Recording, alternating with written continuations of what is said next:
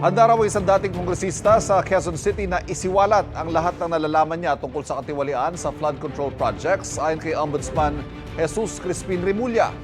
May ilang kontraktor din daw na handang ibalik ang nakuhang pera mula sa questionable projects kapalit ng mas magaan na kasong haharapin sa Sandigan Bayan. May unang balita si Salima Refran. Handa na raw isiwalat ng isang dating kongresista ng Quezon City ang lahat ng nalalaman sa maanomalyang flood control projects. Yan ang pinaabot niya kay Ombudsman Jesus Crispin Remulla. Nakatanggap din ako ng tawag, isang kaibigan ko, para siyang go-between sa isang congressman from Quezon City who wants to tell all. Inaantabayanan raw ni Remulla ang mga magiging hakbang ng ex-congressman. Pero nagpasabi na raw ito na marami siyang ilalahad. Yung involvement niya sa lahat na nangyayari. Tsaka kung paano kalakaran, paano nangyayari lahat yan. Masabihin niya. Sir, magtuturo din to ng iba? Magtuturo.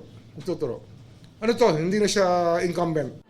Sa ulat ng Quezon City LGU, 331 ang mga flood control projects sa lungsod ng DPWH mula 2022 hanggang 2025. Pero 2 lang daw sa mga ito ang inaprobahan ng lokal na pamahalaan. Sabi pa ni Ombudsman Remulla, nag-a-apply raw ng panibagong set ng freeze orders ang Anti-Money Laundering Council. They communicated to me that there are 9 persons. Some of them are formerly elected officials or elected officials, and some just personalities na sinisik nila yung freeze order.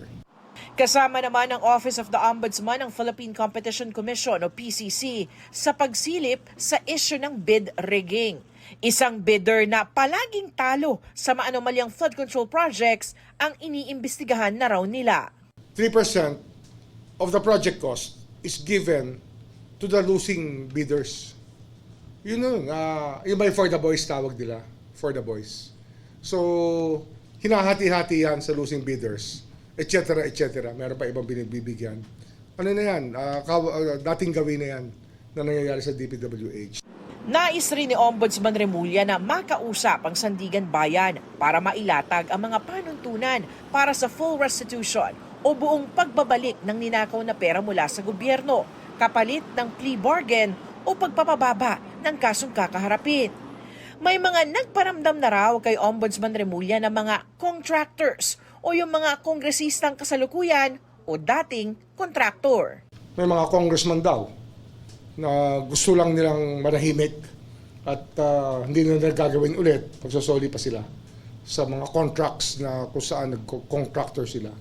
Samantala, inatasan na ng Ombudsman ng Department of Justice na ituloy ang pag-usig sa 5 reklamo ng malversation, graft at perjury para sa 5 ghost projects ng DPWH Bulacan First Engineering District. Ibig sabihin, DOJ na ang magsasagawa ng preliminary investigation at magdadala nito sa korte. Ilan sa respondents dito, sina dating District Engineer Henry Alcantara, dating Assistant District Engineers Bryce Hernandez at JP Mendoza, at kontratistang si Sally Santos.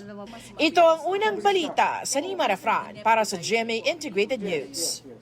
Kapuso, huwag magpapahuli sa latest news and updates. Mag-iuna ka sa balita at mag-subscribe sa YouTube channel ng GMA Integrated News.